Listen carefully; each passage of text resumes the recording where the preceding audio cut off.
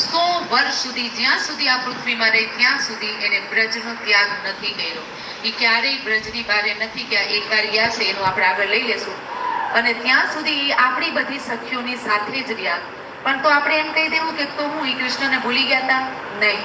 એક ક્ષણ પણ આપણે એમ કીધું કે દૂધમાંથી સફેદી આપણે અલગ ન કરી શકીએ, તો કૃષ્ણ ને રાધા જે છે એ આપણને દ્રષ્ટિથી અલગ થયા, પણ આ લોકોએ ક્યારેય પોતાને જે છે એવા મતલબ સેપરેશનમાં, એવા વિરહમાં એને જોયા નથી.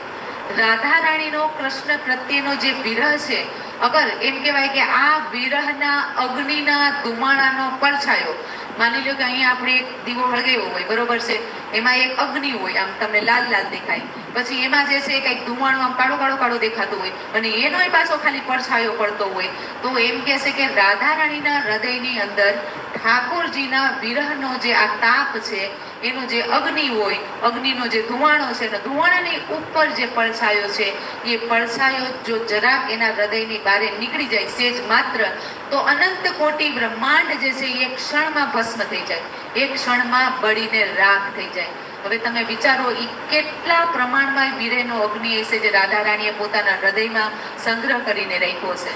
તો આ એટલા માટે એને માદનાખ્ય મહાભાવ ધારિણી કહેવાય છે કે એને એટલો એનો વિરહ સહન કર્યો છે, તો એ વિરહની સાથે સાથે એ પ્રેમ પ્રદાયિની પણ છે. એ રાધા રાણી લાડીની શક્તિનો એટલે સારભૂત રૂપ, એટલે પ્રેમનો એ સાર તત્વ છે. તો આવી આપણી રાધા રાણી છે. હવે બધા જે છે ને આમ સિરિયસ થઈ ગયા છો, એટલે મને એમ કહ્યું કે હું બહુ ચોખ્ખું ગુજરાતી બોલું છું, સમજાઈશ કે નથી સમજાતું? આપણે પાછું વળી ગામડાની ભાષામાં આવી જાય, સમજાઈશ ને? જે કીધું એ સમજાણું ને? કારણ કે આ જે છે ને એ બહુ ગૂઢ તત્વ છે ભાઈ. તમે પચાવીને તો એમ કહો કે ખરેખર રાધા રાણીની તમારી ઉપર કૃપા છે. આ તમે આજ સુધી કોઈ દી ન જ સાંભળ્યું હોય, મને પાકી ગેરંટી છે. એટલે થોડુંક સમજવાનું તમને થોડુંક કઠિન પડે, પણ બહુ જ મહત્વનો આ પોઈન્ટ છે. જો તમને આટલી વસ્તુ તમારા જીવનમાં રાધા રાણીનું મહત્વ તમને સમજાઈ જાય ને, તો હું એમ કહું કે તમારી ભક્તિમાં તો તમે આમ કૂદકે ને ભૂસકે આગળ વધવા માંડશો. કારણ કે આજ દી સુધી 20 વર્ષના મારા ભક્તિના જીવનનો મને એક જ અનુભવ છે, જો રાધા રાણી જેટલી દયાળુ, કૃપાળુ, કરુણા સિંધુ જે છે ને, એવા તો આપણા ગુરુએ ન હોય ને, એવા તો કૃષ્ણએ ન હોય. આ રાધા રાણી ખાલી એક જ હોય. અને આટલા વર્ષનો જો મારો અનુભવ હોય તો એનો સાર એ જ છે કે રાધા રાણીની કૃપાથી જ આજે હું જીવું છું, મારા શ્વાસ ચાલે છે, અને આજે જે કાંઈ હું છું એ મારી રાધા રાણીની જ કૃપાથી છું. તો જો હું તમને આટલું મારા વિશ્વાસપૂર્વક કહેતી હોય, તો ક્યારે કહેતી હોય કે મેં એની અનુભૂતિ કરી છે. તો જો તમે એને કરીને જુઓ તો તમને ખબર પડે કે હા, વાસ્તવમાં ખરેખર રાધા રાણીનો પ્રેમ કેવો હોય અને રાધા રાણીનું સ્વરૂપ કેવું છે. તો અહીંયા જે છે એવી આપણી લાડલી જે સરકાર છે. અમારા શ્રી મહારાજજી કહે છે કે જો ભાઈ, હવે આ જે છે કે જેની પાસે તો કૃષ્ણ ભીખ માંગે છે, તો હવે આપણા જેવા તુચ્છ નરકના જીવો છે એની પાસે એનું શું મહત્વ? રાધા રાણી પાસે આપણું બધા એનું શું મહત્વ છે? એટલે એ કે પણ હા, તમે જો નાના બાળક બની જાઓ, રાધા રાણીનું તમે કાલે સંભળાવ્યું હતું કે શું ટૂંક ક્રંદન પર રીજ જાતી હે, તો એનો અર્થ શું થયો? ખાલી ખોટે ખોટું હાચે હાચું રોઈ નાખો એકવાર કે રાધા રાણી તમારા સિવાય અમારું કોઈ નથી, અને હવે જે છે તમે અમને અપનાવી લ્યો. તો એ રાધા રાણી જે છે પછી અહીંયા તમારે જપ તપ સાધન ભજન કરવાની કઈ જરૂર નથી. રાધા રાણી તમને હાથો હાથ અપનાવી લેશે. તો મહારાજજી શું કહે છે? તો એને તમારે જો રીઝવવી હોય, એને તમારે મનાવી લેવી હોય તમારા તરફેણમાં, તો શું કરી લેવાનું? ભીખ માંગી નાખો. શેની ભીખ માંગો? રાધા રાણીની કૃપાની ભીખ માંગો. તો અમારા મહારાજજીએ બહુ સરસ એક કૃપા માટેનું એક પદ બનાવ્યું છે, સંકીર્તન છે, અને બહુ અહીંયા પણ બહુ પ્રખ્યાત એ સંકીર્તન છે. અને જો લોકો તમે ટીવીમાં હિન્દી જોતા હોય તો ખબર પડે, પણ આ જે સંકીર્તન જે છે બહુ એનો અર્થ પણ મિનિંગફુલ પણ છે, એ સરસ મજાનો. કૃપા કરો બરસાને વારી, तेरी कृपा का भरोसा भारी, कृपा करो बरसाने वारी, तेरी कृपा का भरोसा भारी. તો તમારા રાધા રાણીને શું કહેવાનું કે હે રાધા રાણી, અમારી ઉપર કૃપા કરી દો. હવે અમને તો ભરોસો હોય કે ન હોય, પણ દીદીએ કીધું છે એટલે હવે જગાડ્યો છે ખરી થોડોક, એટલે અમને તમારી કૃપાનો ભરોસો અમને હવે ભારેક થઈ ગયો છે, એટલે હવે તમે કૃપા કરી જ નાખો. કૃપા કરું બરસાને વારી, તેરી કૃપા કા ભરોસા ભારી. कृपा करो बरसाने वाली, कृपा का भरोसा भारी। तू ही मेरी साची महतारी, तूने कहा श्रुति महा प्यारी।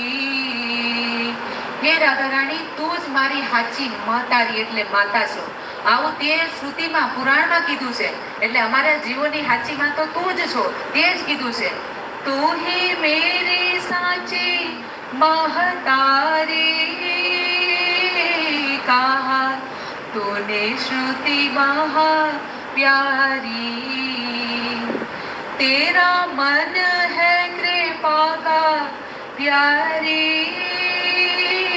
तेरा तन है कृपा का प्यारी। हे राधा रानी, हे मारी लाडली जो सरकार, તમારું તો મન પણ કૃપાનું બનેલું છે અને તમારું તો આખે આખું શરીર પણ કૃપાનું બનેલું છે. તેરી કૃપા તો હે કૃપા પ્યારી, તેરા કોપ ભી કૃપા હે પ્યારી. હે લાડલીજુ સરકાર, તમે જેના ઉપર કૃપા કરો છો એ તો કૃપા જ છે, પણ તમે જો કોઈના ઉપર ગુસ્સો કરી નાખો તો એ ગુસ્સો પણ તમારી કૃપા જ છે. પણ અહીંયા જો ભાઈ મારા જીવનમાં આજથી સુધી ભાઈ રાધા રાણીનો કોઈ ગુસ્સાવાળું કોઈ સ્વરૂપ મેં આજ સુધી જોયું નથી. આજ સુધીમાં મારા જીવનમાં એવા કોઈ મેં કથા કહાનીઓ નથી સાંભળી કે એમાં રાધા રાણીને ગુસ્સો આવી ગયો હોય. પણ હવે લખ્યું છે તો ભલે લખ્યું એ મારા મહારાજજીએ, પણ હું તમને કહી દઉં, મારી રાધા રાણી ક્યારેય કોપ કરતા જાણતી જ નથી. કોપ શું કહેવાય એને ખબર પડતી જ નથી. कृपा करो बरसाने वारी, तेरी कृपा का भरोसा भारी। कृपा करो बरसाने वारी, तेरी कृपा का भरोसा भारी। तेरी कृपा ते ही बनवारी, करे जीवो पर कृपा प्यारी। हे लाडलीजू, તમારી કૃપાથી જ આ કૃષ્ણની પાસે કૃપાની શક્તિ આવી ગઈ અને પછી આ બધા જીવો ઉપર કૃપા કરવાનું કામ કરે છે. પણ મૂળ કૃપા કોની છે? રાધા રાણીની કૃપા છે. કૃપા પર કૃપા કરે પ્યારી, ऐसी कृपा पर वारी वारी। एक बार कृपा करवानुं नहीं, एक बार कृपा करी तो પછી કૃપા કરવી, પછી કૃપા કરવી, એટલે કૃપા ઉપર કૃપા કરે જ રાખે, કરે જ રાખે, કરે જ રાખે. જ્યાં એકવાર એ જીવનો એને સ્વીકાર કરી લીધો તો રાત દિવસ જે છે એમ કે ને કે એ આટલી સેવા કરે ને, એમ કે આમ એક રાઈના કણ જેટલી સેવા કરે ને રાધા રાણી માટે, તો રાધા રાણી કે વાહ, મારી સખીએ તો આ મેરુ જેટલી સેવા કરી નાખી છે. એટલું એનું હૃદય વસાળ. આ રાધા રાણીની સખીઓ જે છે આ મેરુ પર્વત જેટલો પણ પાપ કરી નાખે ને, તેમ કે અરે મારી સખીએ તો એક રાઈના કણ જેટલું પાપ કરી નાખ્યું છે.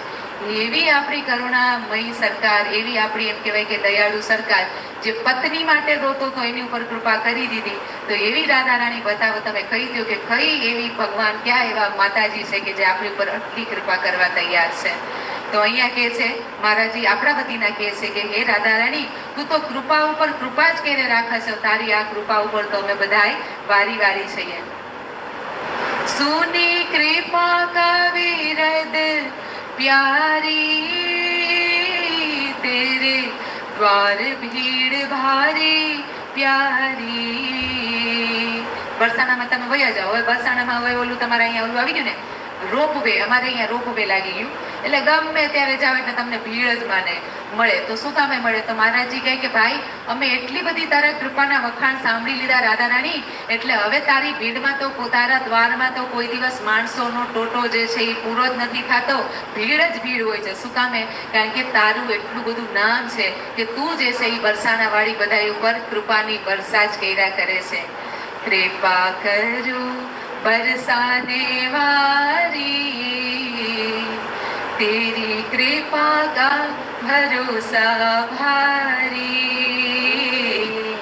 कृपा करो बरसाने वारी, तेरी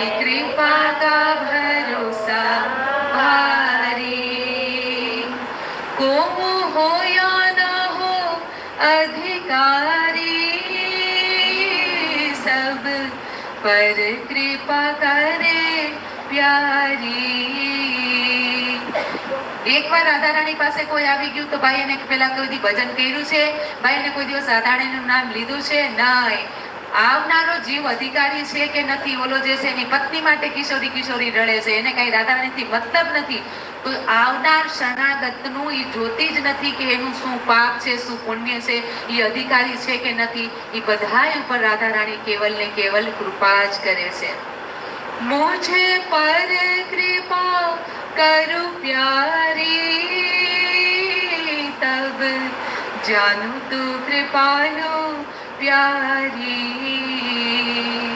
हे प्यारी जो આટલું બધું તારું કૃપાનું અમે વિરત સાંભળી લીધું, હવે તું બધાય ઉપર ખાલી અદાદુન કૃપા જ કરે છે, પણ હવે અમે બધાય જે છે એ નારકીય જીવ છે, જો નારકીય જીવ ઉપર તું કૃપા કરી નાખતી હોય તો અમે માની લઈએ કે આ કૃપાલુજી મહારાજજી કે છે બરાબર છે, આ રાધારાણી જે છે એ કૃપાળુ છે.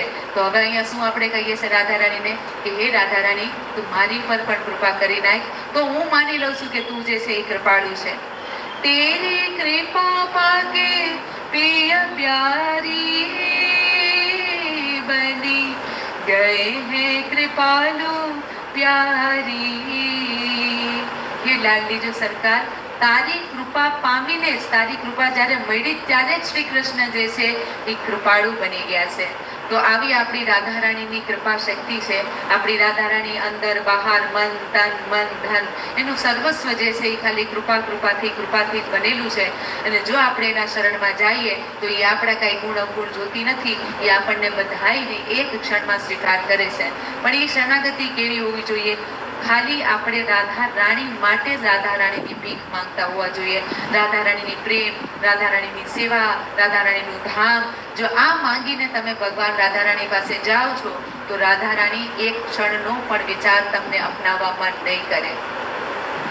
તો કૃપા કરો બરસાને વારી, તેરી કૃપા કા ભરોસા ભારી, कृपा करो भारी, तेरी कृपा का भरोसा भारी। તો અહીંયા ભાગવતમાં જ એક શ્લોક છે 10:34-24, અનયા રાધિતા નૂનમ. તો આ રમણી દ્વારા અવશ્ય જ ભગવાન ઈશ્વર શ્રી કૃષ્ણ આરાધિત થયા છે. તો એ રમણી એટલે પણ ત્યાં પણ રાધા રાણી જ છે. કૃષ્ણેન આરાધ્યતે ઇતિ રાધા, રાધિકા ઉપનિષદમાં લખેલું છે કે આ જે છે પુરુષોત્તમ શ્રી કૃષ્ણ જે છે નહીં, શ્રી કૃષ્ણ એમ કહે છે કે મારા પુરુષવાળા રૂપને ગોપીજન મોહન કહે છે, અને મમેવ પૌરુષ રૂપમ ગોપિકા મનોમોહનમ. અને આદિ જગતગુરુ શંકરાચાર્ય મારા પુરુષવાળા રૂપને, અહીંયા જે છે રાધિકા ઉપનિષદમાં રાધા રાણી એમ કે છે કે મારા પુરુષવાળા રૂપને જે છે શ્રી કૃષ્ણ કહે છે. એટલે રાધા અને શ્રી કૃષ્ણ અહીંયા પણ જે છે એ બે એક જ છે. અમારા શ્રી મહારાજજી કે છે પ્રિયા પગ ચિન્હો પે ગોવિંદ પિય કા નિછાવર પ્રાણ બતા દે. પ્રિયા પગ ચિહ્નો પે, અમે વિચારો કે પ્રિયાના પગ નથી, પગના ચિહ્ન છે કે અહીંથી રાધા રાણી નીકળી ગઈ છે. એ પગના જે ચિહ્ન ધરતી ઉપર પડ્યા હોય ત્યાં શ્રી કૃષ્ણ કહે છે કે હું મારા પ્રાણને ન્યોછાવર કરી નાખું. બાર બાર દેખે દ્રિગ ગોવિંદા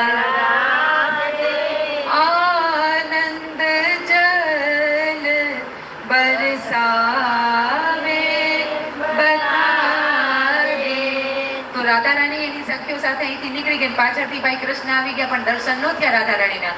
પણ ઓલા ચિહ્ન જે પડ્યા છે એ ચિહ્નને જોઈને જે છે એ આંખમાંથી દળ આંસુને જે છે એ પ્રવાહ વયો જાય છે કે અહીંથી મારી રાધા રાણી નીકળી છે. ઓહો, કેટલું સૌભાગ્ય છે આ ધરતીનું.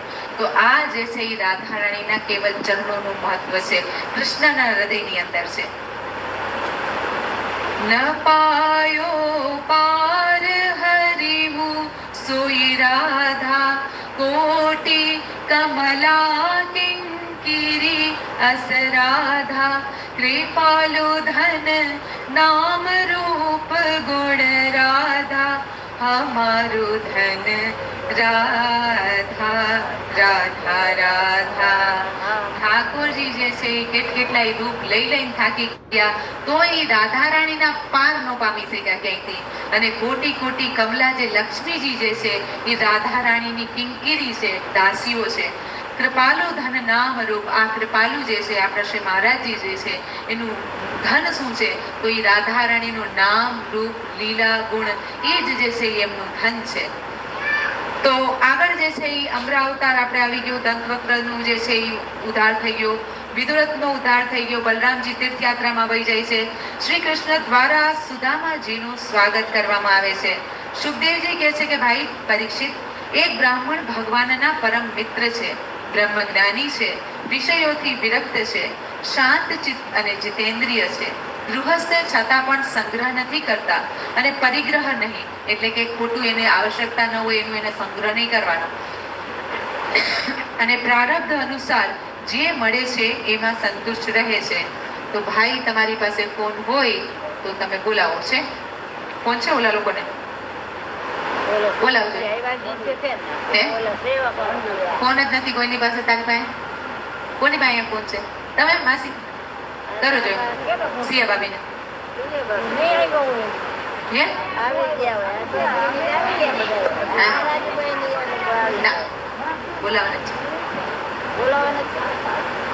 તો આવશે તો આપણે ચાલુ કરી દે, નહીં ત્યાં સુધી આપણે આપણી કથા આગળ વધારીએ. તો પ્રારબ્ધ અનુસાર જે મળે એમાં જ જે છે એ સંતુષ્ટ રહેતા હતા. હવે પ્રારબ્ધ એટલે શું? મેં કેટલી બધી વાત સમજાવ્યું, કોણ મને કહેશે? પ્રારબ્ધ એટલે શું? પ્રારબ્ધ કર્મ કોને કહેવાય? કોઈને નથી ખબર. પાછા નાય પાડે પણ શરમાતા નથી. બધું વિડીયોમાં દેખાડું બધાને.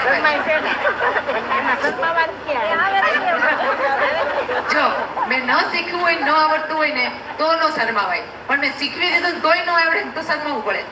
શરમાવું પડે કે નહીં? જો આપણા કર્મ જો હોય ને એના 3 ભાગ થઈ જાય. કોઈ પણ કર્મ તમે અત્યારે કરો, ક્રિયમાણ કર્મ, તો એના 3 ભાગ થાય. 3 ભાગ એટલે એક જે છે એ તમારા સંચિતમાં વયો જાય. જો એ ભગવાનને જવા દેવું હોય તો જાય, ધરાર ન જાય.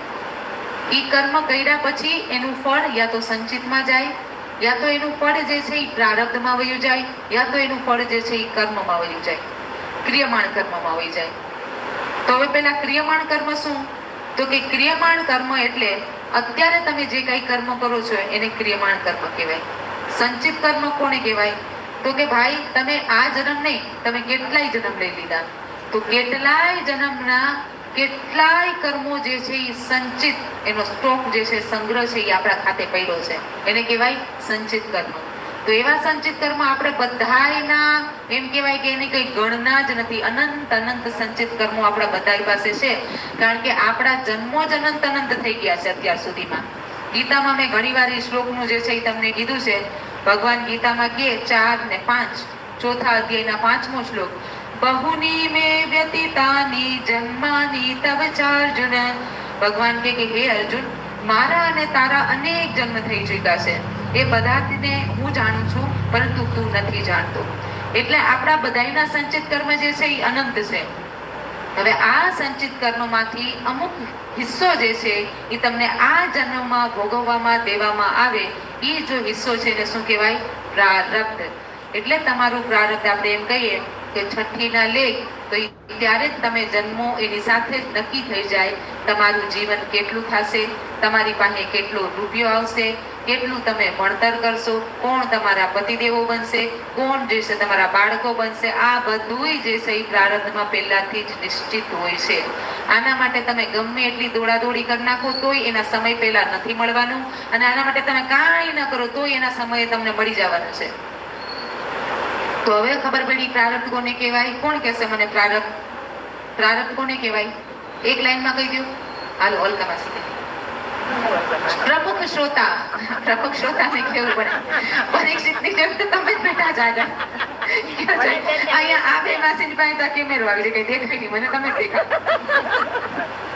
હાલો બોલો.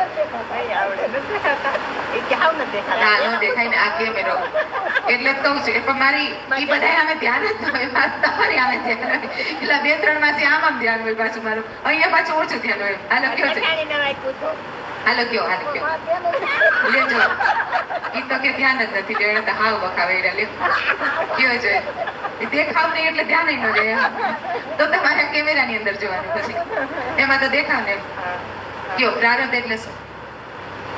અનંત જન્મના જે સંચિત કર્મો છે એમાંથી તમને થોડોક ભાગ આ જન્મમાં ભોગવવામાં દેવે. જે જન્મમાં તમે લીધો છે જન્મ એને કહેવાય પ્રારબ્ધ. અને ક્રિયમાણ કોને કહેવાય? તો આ જન્મમાં તમે કર્યું ને એનો ભોગવો તો તમને આ જન્મમાં દઈ દે, ગમે ત્યારે 1 પેઢીમાં દઈ દે, 2-5 દિવસમાં દઈ દે. એને શું કહેવાય? ક્રિયમાણ કર્મ જ કહેવાય. મેં જોયું મારા જીવનમાં કે જેટલા લોકો સાધક હોય ને, સાધનામાં હાલતા હોય, મારા જીવનમાં મેં પોતે જોયું. અમે લોકોના જે આ જન્મના જેવા એવા ખરાબ કર્મ થઈ જાય જાણતા અજાણતા, એનો ભોગવો તો અમને તાત્કાલિક મળે, તાત્કાલિક, પાછળ વિચારવાનું જ નહીં.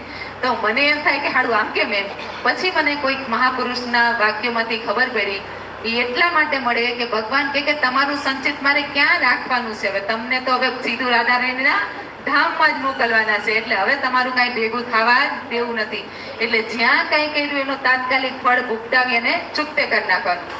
હવે તમે એમ જોજો જેટલા પાખંડીઓ હોય ને અને જેટલા તમને એમ થાય કે આના જેવા કુકર્મ તો કોઈ કરતું જ નહીં હોય એમ, એ માણસો તમને બહુ સુખી દેખાતા હોય. આપણને એમ થાય કે લે આ ભગવાન તો હું આંધળો હશે, દેખાતું નહીં હશે કે શું હશે, આવા કર્મ કરે તો એના ઘરે કેવું સુખ કા, આપણને એમ થાય. તો એવું એટલા માટે થાય, પહેલા મેં કીધું તું ફરી પાછું કહું, એના જે છે ને પાપ જ જાજા હોય, એના પુણ્ય થોડાક જ હોય. તો ભગવાન કે આ થોડુંક જઈ પહેલા ભોગવી લે, કે ભોગવી લે પછી તો મારો જ વારો છે, પછી તો સીધો તારે નરકમાં મોકલવાનો ને એને તારે પછી નરકમાંથી જો તું છૂટો પડી જા તો યમરાજ પાછો તને બીજે ક્યાંક મોકલી દે ને 84 લાખ યોનિમાં ફરીશ ને પછી તો તારો ને મારો જ વારો છે, પછી ત્યાં કોઈ બીજું છે જ નહીં. એટલે થોડાક તારા પુણ્ય છે એ ભોગવી લે, એટલે ભોગવીને ખતમ.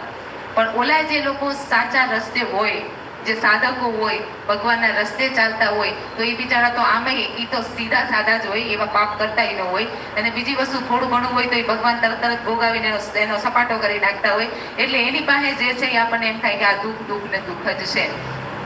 બીજી વસ્તુ, આ લોકો જેને કેટલાય જન્મોથી આ લોકો ભક્તિ કરતા આવતા હોય, આપણે પ્રેમાનંદજી મહારાજજીનો સાંભળીએ ને, તો આ લોકોનું શું હોય કે આ જન્મનું તો પ્રારબ્ધ નક્કી હોય કે એને ભાઈ કિડની બે ફેલ થવાની છે તો છે. પ્રેમાનંદજી મહારાજજીની 2 કિડની ફેલ છે. રોજ લગભગ અલ્ટરનેટ, એટલે એક દિવસ મૂકીને એક દિવસ જે છે એનું ડાયાલિસિસ થાય અને એમાં એટલું ભયંકર એમને કષ્ટ થાય. તો એ જે સંત છે એનું તમે પ્રવચન સાંભળો એટલે તમને એમ થઈ જાય કે ઓહો આટલો પાવર, આટલો જિંદાદિલ વ્યક્તિ, આનામાં આટલી શક્તિ ક્યાંથી, એમ આપણને થઈ જાય, આપણે કેવું પડે. તો આ જે છે એ શું હોય, એનું પ્રારબ્ધ એને આ જન્મમાં ભોગવવાનું નક્કી હતું, પણ હવે આ જન્મ એનો છેલ્લો છે. એટલે આ લોકો જે છે એને જે એના જીવનમાં ભોગવટો આવ્યો હોય એનો એ સ્વીકાર કરી લે. એને જે છે એ લોકો આ રીતે કે જેમ કે ભજનના બળે કે તપના બળે કે રાધારાણીના કૃપાના બળે એને ખતમ કરવાનો પ્રયાસ ન કરે. જેમ કે આપણા નરસિંહ મહેતા છે, હવે એને એટલું કષ્ટ થતું હતું, ઓલું જો ને કહીશ કે ભાઈ ઓલા નરસિંહ મહેતા તો ઘરની અંદર જતા હોય ને ઓલી શું એની વેવાણ છે કે કોણ જાણે છે કે એની ભાભી છે, ઉપરથી ઉકળતું પાણી માથે નાખી દઈને કેવી તકલીફ આવી બધી. શું કામે? તો કે ભાઈ આ એમનો ભોગવટો છે, પણ આ ભોગવટાની અંદર એને હર સમયે અનુભૂતિ થતી હોય કે મારો શ્યામ સુંદર મારી ભેગો જ છે, મારી રાધારાણી મારી સાથે જ છે. તો આ લોકોને એની કઈ અનુભૂતિ જ ન થાય, કાંઈ તકલીફ. મીરાને જે છે એને ભૂતના મહેલની અંદર પૂરી દેવામાં આવી, તો ત્યાં એને તો ભૂત નો દેખાણા, ત્યાં તો ઓલા ભૂતની બધાની મુક્તિ થઈ ગઈ, પણ મીરાને કાંઈ ન થયું. શું કામે? કારણ કે એને હર ક્ષણ પોતાના ઈષ્ટ એની સાથે છે, એના ભગવાન એની સાથે છે, એવી એને અનુભૂતિ હોય છે. તો આવા લોકોને પ્રારબ્ધ ભોગવવું કે ન ભોગવવું એમાં એ લોકોને કાંઈ ફેર ન પડે, ભોગવી લેતોય ને ન ભોગવી લેતોય. એક મહાપુરુષ છે, એનું ઘણી વાર પ્રેમાનંદજી મહારાજે ઉદાહરણ આપે. એ મહાપુરુષને પણ કંઈક એવો ભયંકર કંઈક રોગ હતો. તો એના બધા શિષ્યો કે મહારાજ તમે તો આખો દિવસ નામ કરે રાખો છો, ભગવાનના આટલા નામ લ્યો છો તમે, તો એક કામ કરો નહીં, નામના બળે જે છે આ તમારા તકલીફ જે છે ને મટાડી દે ને, હમણાં એક ક્ષણમાં મટી જાય. તો ઓલા સંત જે છે એ હસવા માંડ્યા. એ કે આ તો કેવી વાત કરસ તું? એ કે કોઈની પાસે બ્રહ્માસ્ત્ર હોય, આવડું મોટું બ્રહ્માસ્ત્ર કે આખા બ્રહ્માંડનો અંત કરી શકે, એ બ્રહ્માસ્ત્રથી તું એમ કે ભાઈ આ બ્રહ્માસ્ત્રથી તું મચ્છરને મારી નાખે. તો હવે આ કેવી વાત થઈ ગઈ? બ્રહ્માસ્ત્રનો પ્રયોગ કે મચ્છરને મારા કરાય કે ન કરાય? તો હવે આ રોગ તો મચ્છર સમાન, અને મારી રાધારાણીનું નામ તો બ્રહ્માસ્ત્ર સમાન છે. એનો હું એકેય નામનો ઉપયોગ મારા રોગને નાબૂદ કરવા માટે શું કામે કરું એમ. એટલે આવો આ લોકોનો ભાવ હોય છે. ટૂંકમાં એને જે છે એવી તકલીફ જે છે એ હોતી જ નથી. આપણને લાગે તકલીફ, પણ જે ભગવાનના રસ્તે છે ને કોઈ તકલીફ હોતી નથી. તો એટલે હવે આપણે પ્રારબ્ધ, સંચિત અને ક્રિયમાણ ત્રણેય સમજાઈ ગયું આપણને બધાને ક્લિયર. તો અહીંયા આપણા સુદામા જે છે એને એના 5 લઈ કેટલાય જન્મોમાંથી કોણ જાણે ક્યાંથી આ ભોગવવાનું આવ્યું હશે. તો બિચારા સુદામા જે છે બિચારા ગરીબ છે, પણ છતાંય એને સંતુષ્ટ છે, એને કોઈ વાંધો નથી એમ. હવે અહીંયા જે છે એ આપણે આગળ સુદામાના ચરિત્રમાં પહોંચીએ તો સુદામા પોતાના પ્રારબ્ધ પ્રમાણે જે કંઈ મળી જતું હતું એ બધું એમાં જ રહીને એ સંતુષ્ટ હતા. હવે એમના જે છે એ પત્ની છે, અને પત્નીના વસ્ત્ર જે છે બિચારી ગરીબીને કારણે ફાટેલા વસ્ત્ર છે, જૂના છે, અને ભૂખથી જે છે બિચારી એની જે પત્ની છે સુશીલા એ દુબળી પાતળી થઈ ગઈ છે.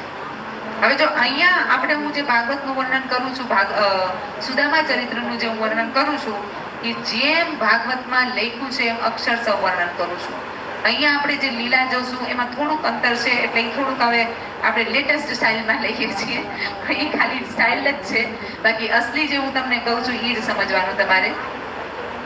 તો એક દિવસ દુઃખીની પતિવ્રતા ભૂખથી ધ્રુજતી એની પત્નીએ સુદામાને કીધું કે ભગવાન સાક્ષાત લક્ષ્મીપતિ ભગવાન શ્રી કૃષ્ણ આપના સખા છે. તો ભક્ત કલ્પ વાંછા તરુ છે એવો જો તમે એની શરણમાં જાઓ તો ભક્ત વત્સલ ભગવાન જે છે એ આપણી ઉપર કૃપા કરશે, અને એ તો બ્રાહ્મણોના પરમ ભક્ત છે. એમની પાસે જાઓ તો એમના ચરણ કમલોનું જે છે એ સ્મરણ કરો, તો સ્મરણ માત્રથી જ પ્રેમી ભક્તોને એવો પોતાની જાતનું પણ દાન કરી દે છે. તો હવે એ એમના પતિને મનાવે છે કે ભાઈ તમે જાઓ ત્યાં.